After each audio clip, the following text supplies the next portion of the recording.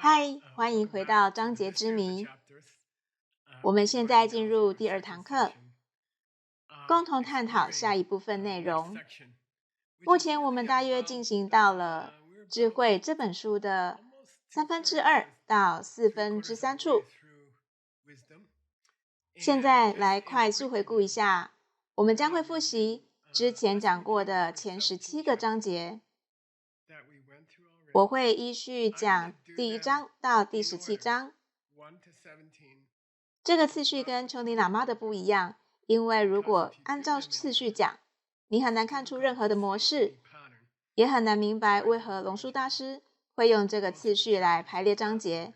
这是我们给大家的大挑战。我们正在挑战这个课程的新学员。我们会把大家分成小组，并提供章节的逻辑流。智慧一书共有27个章节，让我们先来谈谈前17章我曾经做过的事。我把丘尼喇嘛的注释依序重排，我将他打论的次序依序放回，所以现在不是在跟随丘尼喇嘛的次序。我只会讲他对每个章节内容的评论，我不会将每一章与下一章相联系，那是你们的工作，好吗？我很期待看到你们会想出什么来，因为我认为这会帮助到我。我对这个问题已经好奇了很长一段时间。我也挑战混合坚果们，那些已经学习了如何翻译的人。我挑战你们，请去浏览约翰布莱迪的 ALL 资料库，尤其是以中国西部语言所著的里的中观部分。我挑战你们去看一看，并找出某个人对章节次序的解释。我猜想，或许是伟大的蒙古学者。我只是猜测啦，或者这类人的其中一位，他们是那种会给出解释的人。我挑战你们各自去找，不要和团队里的人分享。好的。不过你也可以做汇报演示。第1章叫意思是对条件的调查。他没有说因果关系，他说的是对的调查及对事物的条件的调查。丘尼喇嘛解释该章节说，我们必须展示出，如果我们想证明事物不是它本身，那么我们的首要任务是去证明他们如何不从他们自己开始。我再说一次，如果智慧这本书的目的是要证明事物不是它们本身，或者说证明空性，那么我们的首要任务就是去探索事物在不从自身开始的情况下，最先是如何开始的，明白吗？所以他说，因此作为第1章节，龙树大师写了对帮助事物开始的条件的调查。第1章我们有一些逻辑，但接着它会瓦解。现在我们去到第2章。对了，这里有一张图，我尽量每次都给出一张图，好让你们记住这些概念。我个人发觉这是一个很棒的练习。在我想记住今天或昨天的教学时，我只需浏览1遍那些图片，并挑战自己去回忆那是有关什么的。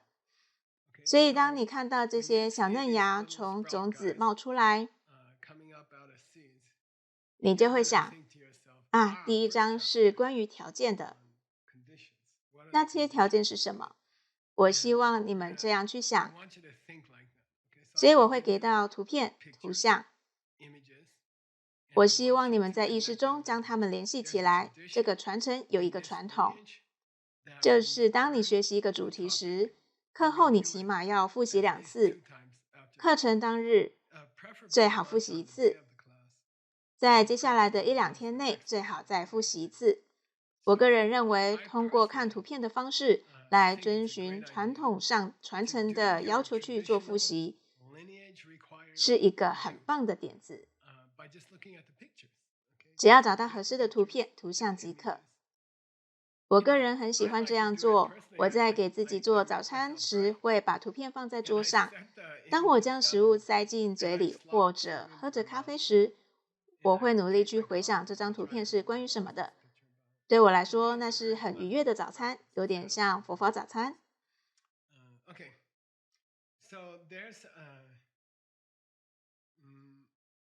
顺便一提，这个关于第一章内容的解释被放在第一章的中后段，它没有一开始就给出来，我帮大家摘出来了。好的，第二章。对了，第一章有句寄送，大家必须记下来。我用梵文读一次，我的梵文没有藏文好，所以我喜欢找理由来练习，让它变得更好。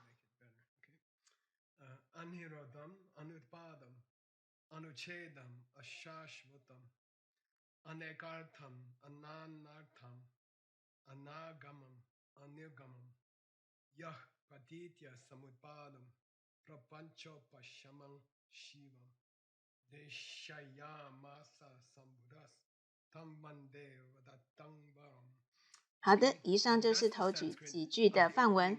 智慧的开头几句很有名，我认为只是看一看也值得。我再用藏文念一次。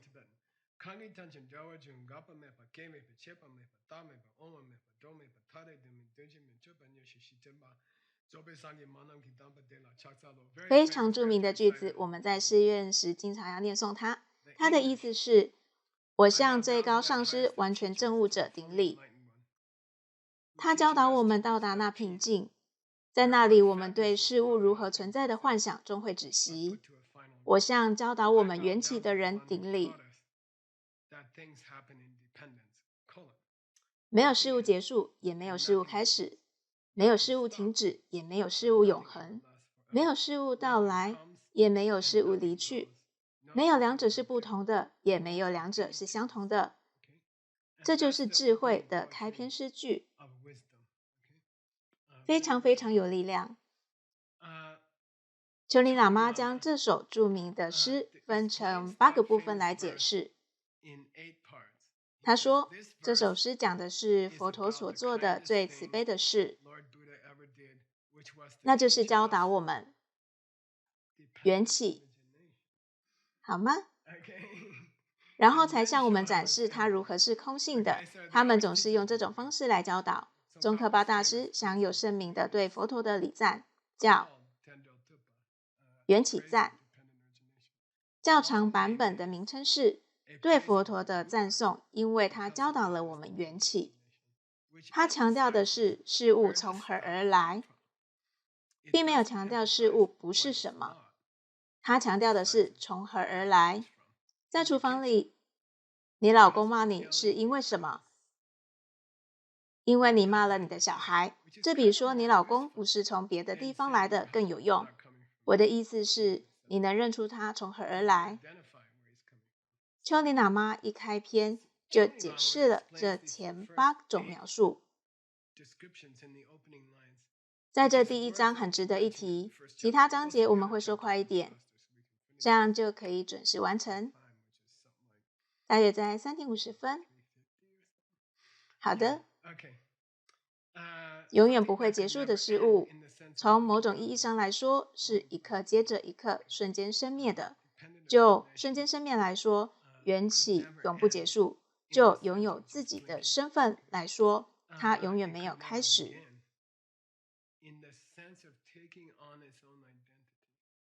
想想事物是如何开始得到它的名字的。事物一旦开始，一旦某个新员工在公司工作了几天，他就获得了一个头衔，拥有了身份，很正常。好的，说某个事物永远不会停止，是说那个序流一直存在，直到出现中断，所以事物的序流会持续。我想到了脚踏车，脚踏车最后会散架，但它曾经拥有的身份序流一直在，然后这个序流停止了。这是第3件不从它自身而发生的事，因为它本身具有空性，没有事物永恒，意思是无法被摧毁的事物。若没有业力的摄入，事物便无法从那里来到这里，或从这里去到那里，即无法进入它自身。那么两个事物就永远不会彼此有差异。丘利喇嘛说，例如占据不同空间，就占据相同空间而言，它们也不可能是一样的。这是他对第1章的评论。基本上只要记住了就好了，即对事物从何而来的原因或条件的检视、调查。第2章，丘利喇嘛是这样描述的：不要忘了，我没有跟着他的次序讲。我在讲丘利喇嘛评论的内容，但并没有按照他的次序。他说，当你听到一个人无自信这个说法，你可能会开始想，如果他们不本自存在，那么他们如何进入此身，又如何离开此身？如果那个人某种程度上不存在，那么他如何进入此身，他又如何离开此身？所以第2章叫对去和来的调查。对去和来的调查，尤其是关于一个人如何离开前世，以及如何进入新生。如果他是空性的，那么站在十字路口的是谁？这是下一个主题。不要忘记了，你们的任务是说出这与第1章的条件有何关联。那不是我的问题，那是你们的问题。他给出例子，如果你们还记得的话，请看图，是脚。我们曾经试图找出，当你一步路走到一半时，脚的哪个部分正在走，哪个部分已经走过了。脚已经走过的部分和脚即将要走的部分，两者之间的界限在哪里？当你迈步时，脚的哪一个部分已经走过了，哪一个部分正在走着，哪一部分尚未开始走。我很努力地找到了这张图片。我们在这个问题上迷失过很长一段时间。这里我不再重述。我给你们的挑战是什么？第1章是讲事物如何从其条件中产生，第2章则聚焦在人如何从上一世而来，并进入到这一世。现在你们正在问的问题是，来和去的是谁？是哪一部分？这是你们的问题。你们要去将所有的章节联系起来。好的，下一章。现在我讲的是第3、第4和第5章。这3章结合在一起，它们是属于一体的。不要试图去分开解释它们，好吗？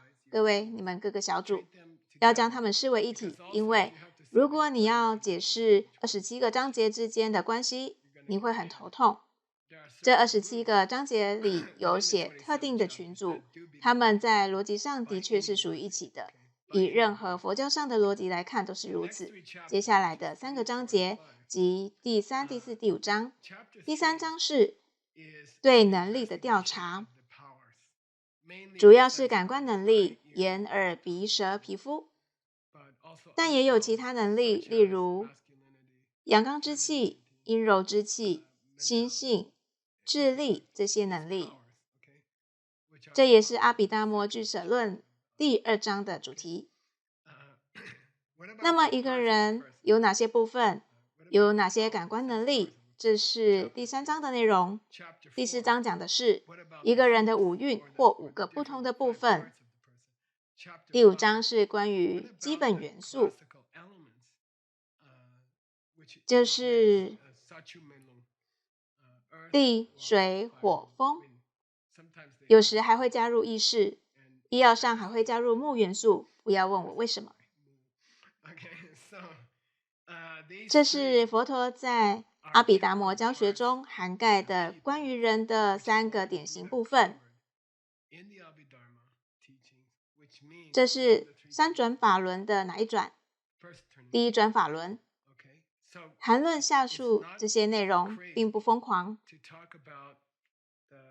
人的感官能力、人的各个部分，以及组成物质身体的元素。那些典型的能量，我们称之为引力、惯性或熵之类的。他们用水、风等名称去表达这些概念，但指的不是物质，不是指物质上的水，指的是自然界的能量。对龙树大师而言，将这3章视为一体是很自然的。龙树大师，如果你所说所有事物都是空性的，没有事物是独立存在的，没有事物是他自己，那为什么佛陀在1转法轮的时候会如此具体地描述人的这些实体部分？他错了吗？他疯了吗？他为什么要这样教授？这3个章节探讨了人的各个部分。现在我们有了1、2、3、4、5章。第1章和第2章之间并没有明显关联，第2章和第3、4、5章之间也一样，那是你们的问题。对了，这是我为第3、第4、第5章找的图片。再说一次，我正在努力合并章节，因为如果你试图描述27个关联，学生们会睡着的。试想，为什么龙树大师不写5、6个章节就好呢？我们不知道，但正常来说，你不会用27个逻辑搞得学生超负荷，所以要合并章节。对我来说，第3、4、5章可以合并在一起，它们是汽车的所有零件。在描述人的各个部分时，佛陀暗示了人就是他们自己，而且他讲得很具体。人的各个部分是很基本的，他们是有形的。你有你的感受，你有你的评判，你有你的物质身体，你有你的觉知，这些是一个人的标配。佛陀在这3章里讲述这3个部分时，从没有说最终得出的那个人并不存在，他从没有这样说，所以自然就不得不提到龙树大师。别忘了，他是处于小圣和大圣之间的焦点上，他正是小圣通过中观转入大圣的转捩点。他是立于阿毗达摩晚期和中观初期的人，他就是那个里程碑。他是带我们由阿毗达摩转入中观的人，他就是做到这一点的那个人。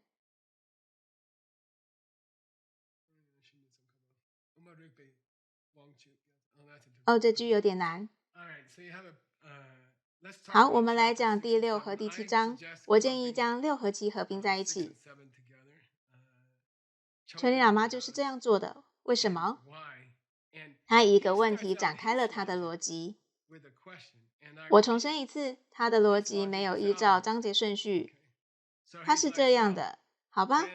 可能有人会想，因为我们有情绪，例如欲望，而且我们观察到事物有3个阶段，即开始、终止和持续。我们也看到了对于事物受业力触发的解释，这个之后会讲。难道我们还不能说他们有自信吗？情绪没有自信吗？尤其是负面情绪，它不会触发你下意识的出生吗？他们没有自信吗？他们一定有自信。所以第6章是对欲望和感受到欲望的人的调查。第6章叫欲望的情绪及心中有此情绪的人的调查。第7章是对开始、持续和终止的调查。我们已经有暂停了，对吗？那么龙树大师为何由欲望跳到了开始、持续和终止？它们之间的关联是什么？我明白丘尼喇嘛想将6和7放在一起，为什么？他说他们不是有自信吗？但为何他把它们放在一起？他的理由强而有力吗？那是你们的问题。怎样从讨论具体的部分过渡到了这里，而没有讲空性？那是你们的问题，你们要去找出答案。我正在给你们的是丘尼喇嘛对于单一章节或合并章节的解释。他是不按顺序的，他没有按顺序讲。好的，下一个。顺带一提，第6和第7章是有关开始、持续和终止，以及欲望这种也许能触发一次或多次重生的情绪。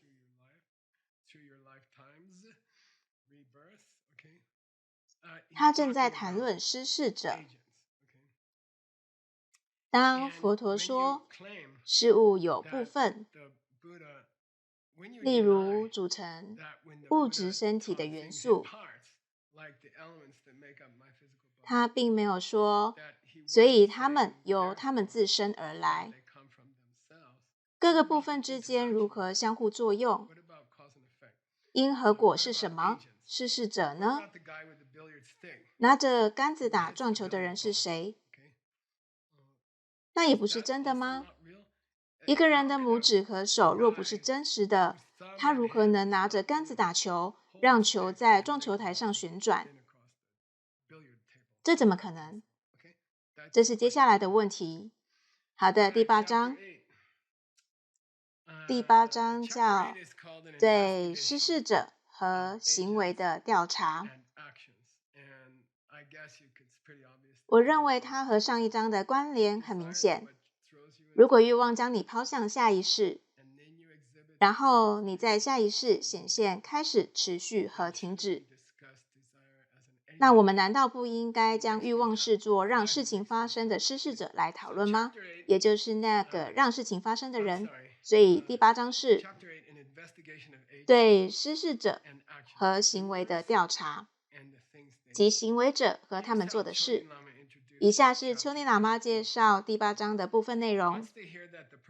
一旦听到人无自信，有的人可能就会想，这样的人是如何由另一世来到这一世的？他们又如何由这一世去到另一世？你可能还想知道，如果是业力让他们踏上这趟旅程，那业力又是如何造出来的呢？如果没有人，那如何去造那个业呢？你必须调查失事人，而行为也就是业力。谁造了业？如果没有人存在，那么业是什么？一支不存在的球杆如何能令球以一种不存在的方式穿过桌子？这就是第8章，明白了吗？我们回顾到一半了，非常准时。所以第8章的概念是由一世去到另一世。我喜欢这张图片，这是香吉，我们僧团的最新成员，是帕奇·科凯及其妻子宝琳娜的孩子。上周在瓜达拉哈拉出生，实际上就是新年那天。我们可以永远记得，我希望这对父母可以记得是1月1日。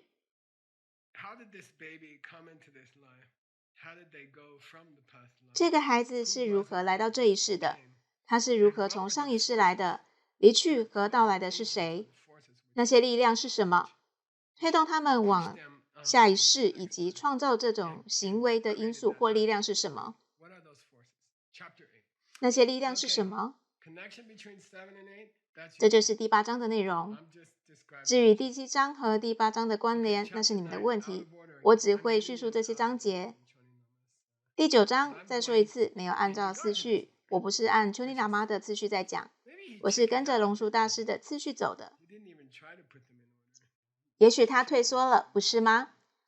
他甚至没有尝试依章节次序注释，他就作弊了，排了不同的次序。所以这是你们的任务。以下是他对第9章的解释。当听到关于行为的施加者及业力的造作者没有自信时，观众可能会开始想，或许从来没有任何人重生，再次受生的是谁？如果香缇出生之前并不存在，那么是谁重生成了香缇？那意味着在香缇之前就有个人是香缇了，他重生为了香缇。之前在那里的是谁？在行为发生之前就在那里的是谁？明白吗？这是第9章的主题。这里有张图片，我很喜欢。这是一张树的照片。我为桃树咖啡馆买了3株桃树。我和来自中国深圳的陈汤和小平一起在咖啡馆种下了2株，然后我想在我家种1株，好让我太太开心。这就是种在我家的那一株。它在第1年结出了很多美丽的桃子。问题是，之前就已经在那里的是谁？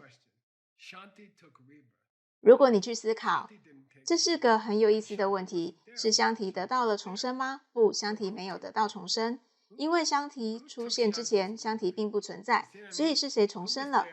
是谁得到了香缇的重生？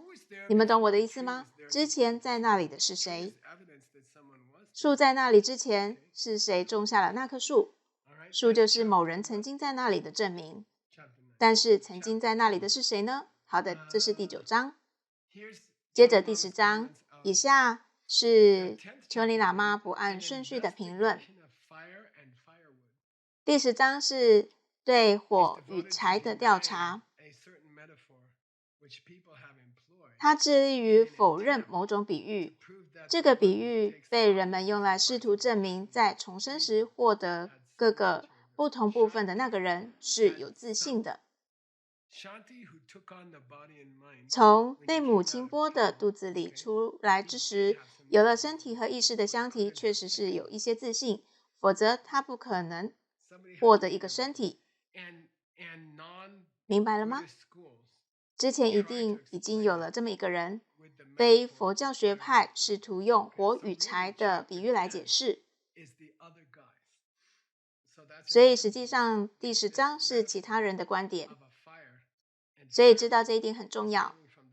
火与柴的比喻是来自其他人的。龙树大师提出来，只是为了否定他。对他们来说，火与柴是什么呢？这有点棘手，我会解释它。接着你们要去弄明白，为什么它接在第9章之后出现。所以第10章，在这个例子中，在非佛教学派所提出的关于施事者和行为的比喻里，施事者是柴，而不是生火的那个人。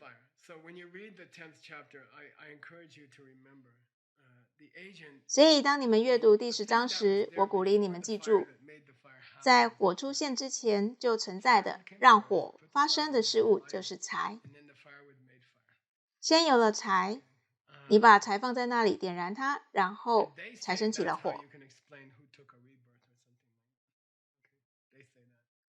他们说你可以用这个来解释得到重生的是谁这类的问题，他们是这样说的。又或者他们说结果存在于原因之中。火在柴里面，它被显现了出来。这是数论派的观点。这些是龙树大师时期的其他一些伟大学派。好，这是火和柴的例子。记住，我们正在谈的柴，在这里对应的是施事者，而火是所做出的行为或行动。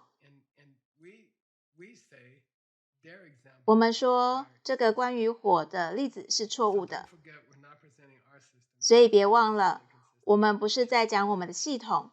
第10章中我们讲的是一个错误的系统。好，来到第11章和第12章。顺带一提，我们只会复习前17个章节，因为这节课是对我们已完成章节的回顾。如果你感到好奇，这一期我们会完成第18章到第23章。我认为第18章是整部著作中最重要的一章，它也极受欢迎，是人们很喜欢引用的一章。事实上，我让混合坚果为我做了一些统计，也因为约翰布莱迪出色的工作成果，让我们可以做这些统计分析。因为 Gopher 这个程式在不同的设定下能给出确切的点击率数字，你可以对被引用的情况做百分比研究，比如哪些章节被引用的最多。我们快讲到了第18章了，也就是人和事物的空性。我们将会与第23章一起完成。第19、20、21、22、23章不那么受欢迎，第18章超级受欢迎，第24章超级受欢迎。你一定要来最后一期的龙树大师课程，在明年，对吗？好，第11章和第12章。第11章叫对事物的最初开始或最后终结的调查。关于事物是否拥有首次开始或是最后终结的调查，这是第11章。接着第12章，对痛苦由它自身或其他事物所创造的调查。也请尽量在这2个章节之间建立关联。求你喇嘛把它们放在了一起。我再说一次，第11章是对事物是否有最初开始和最后终结的调查。第12章是对痛苦是来自他自己还是其他事物的调查，是否有其他事物触发了痛苦。他说，这里的他是指丘尼喇嘛。这些内容之所以接在第10章之后，是因为他们否定了柴的说法。这2个章节，第11和第12章，证明了在施事者和行为方面，柴的概念是错的。这是怎么回事呢？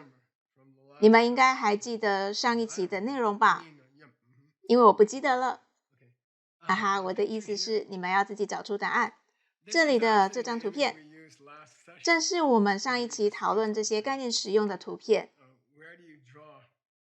你在哪里画出起点，又在哪里画出终点？前一世在哪里结束？今生又从哪里开始？这条丝带从哪里开始？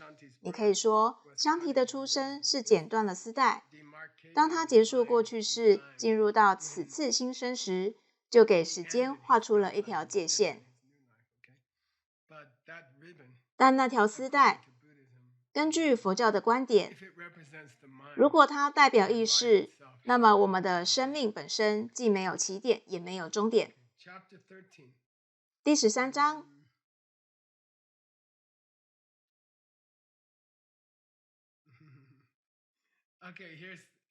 好，这里有一个简介。他再次回过头，将它与欲望联系起来。鉴于我们看到了欲望等情绪，鉴于我们看到事物呈现出开始、停止和持续，以及看到这些事物的原因，也就是业力和造业的人。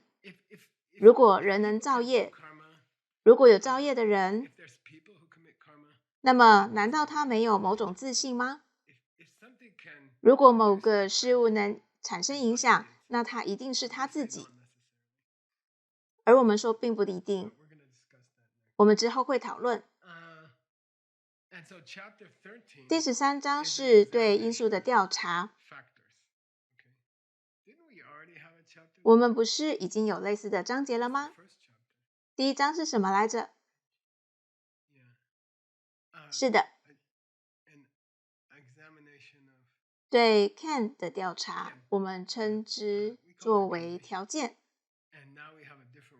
现在我们有了另一个词，因素。第1章条件和第13章因素两者之间有何分别？我们必须检视它，我们必须做调查。这是上一期的图片。我们选择了这张图，实际上它正是第13章概念的呈现，有关欺骗和说谎的关联，骗局和谎言。这就是幻觉的概念，即事物并不是他们看上去的样子。欺骗你的人必然对你撒谎，这句话是真的吗？事物会欺骗我们吗？事物是否会试图将自己呈现为某个事物，然而暗地里却是另一个事物？他们能通过对我们撒谎来偷走我们的东西吗？好的，这就是问题所在。第14章至第16章，丘尼喇嘛将它们放在一起了。我建议你们将它们合并在一起，因为27个章节对任何人来说都太多了。给我10个关联或12个关联，为何一个会导致下一个？有人可能会提出这样的论断作为证据，即人和事物这两者间确实有其自性，事物确实会互相接触。所以第14章到第16章是在讲如下的关键概念：事物可以和其他事物碰触吗？眼球和外在世界有接触吗？如颜色和形状。对你之所见的觉知和眼球有接触吗？身和心之间接触的本质是什么？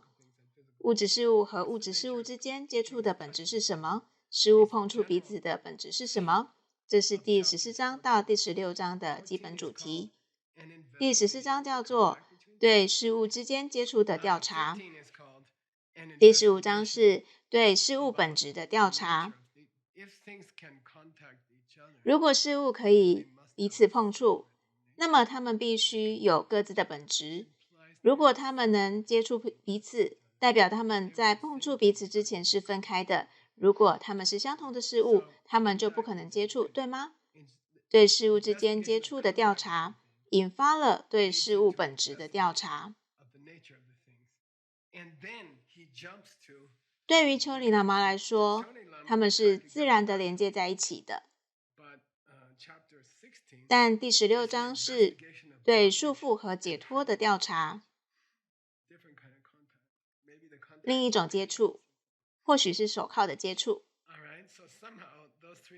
所以某种程度上，这3章必须连接在一起。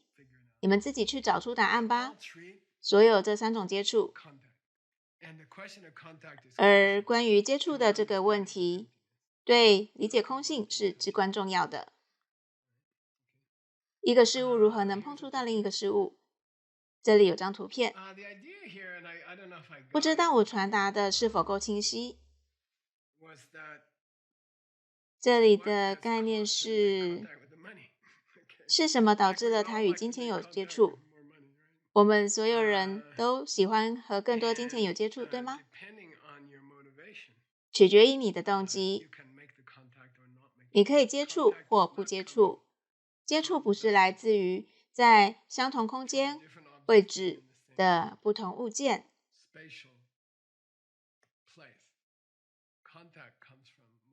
接触来自于动机。与金钱的接触来自帮助他人的动机。所以说，那是真的接触吗？明白了吗？当你足够强烈的希望金钱碰触到他人的手时，金钱就会碰触到你的手，而不是因为金钱是纸张而你的手有皮肤。你们要想想这一点。好的，第17章，别担心，这是今天的最后一个内容了。下一堂课我会讲一下第18、19、22、1、22、23章，6个我们在这一期课程中会涵盖的章节，只是快速介绍一下。接着就跳到这个学期的第一个章节，也就是第18章。第17章讲的是什么？有人说轮回，痛苦的回圈，放在厨房里就是太太骂回去，我不是笨蛋，你才是笨蛋。这就种下了新的种子，让他离开厨房，走到卧室，跑到行为不端的孩子那里。这样的孩子是来自她批评老公的种子。她骂了小孩，然后当她回到厨房，她的老公又骂了她，然后她又骂回去。这就是一个迷你回圈。迷你回圈，大概你们自己家里也时不时会发生这种情况。所以这就是对业力及其果报的调查检查。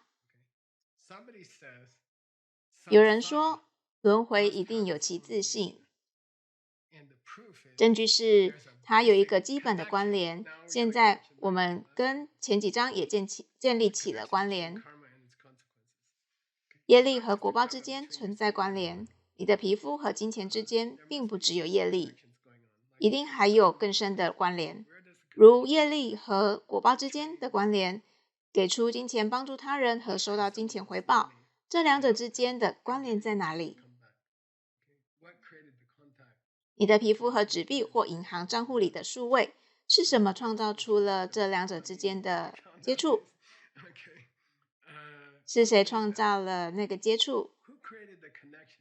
谁创造了慷慨大度和获得大量金钱回报这两者之间的关联？谁创造了这种关联？这种关联从何而来？那一定是本来就有的，不是我们创造的。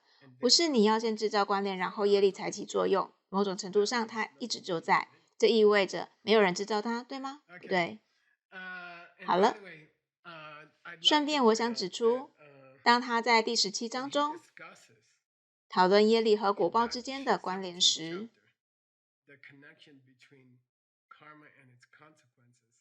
他选择用了令人愉快的业力，他选择了正面的业力。我认为这很好。我觉得你们可能会喜欢听到这一段。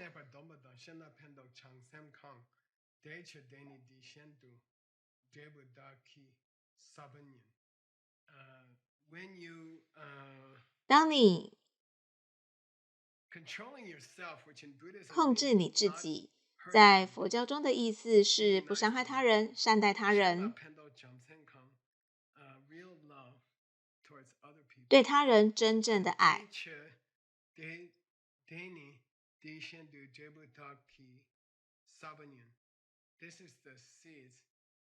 是获得幸福的种子，甚至可以跨越好几世。好，下一张图片，最后一张图片，他聚焦于他所说的白夜，纯净的白夜。所以在第17章，当他讨论关联是否本自存在时，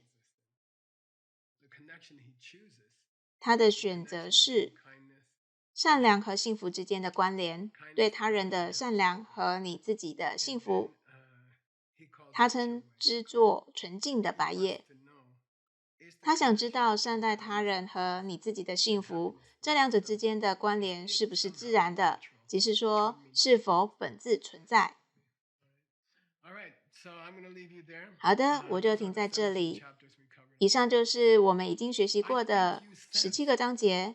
我想你们能察觉到这有些混乱，我当然也察觉到了，并且在尝试教给你们每一个章节如何过渡到下一章。大多数佛教书籍都小心翼翼的在相连的章节之间建立联系，但这本书并不是，这本书并没有这样做，智慧这本书并没有这样做，这件事我们要自己去做。也许龙树大师故意想让我们通过这个练习来真正理解空性。好，我们下一堂课见，耶。